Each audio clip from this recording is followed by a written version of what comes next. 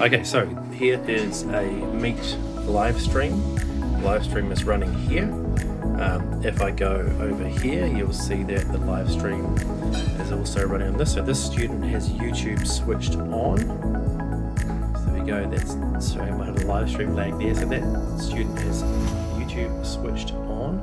If I come back to this user over here, which is, so this user you'll see has YouTube switched off. There is YouTube. YouTube is not switched on for this user. I have embedded the live stream link into a site. If I click into that live stream link, it will then open up the live stream. So there's me wandering across. There is about a 25-second lag in live streaming. So this student has YouTube switched off, but they can view a Meet live stream because I have pasted the link into a site. So they cannot use YouTube, but they can use YouTube live stream. Live stream is coming from here. See the live replay is up there. So that is a stream. YouTube switched off over here.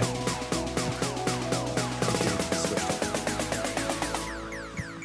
So that's how we can use YouTube live stream for students that have YouTube switched off.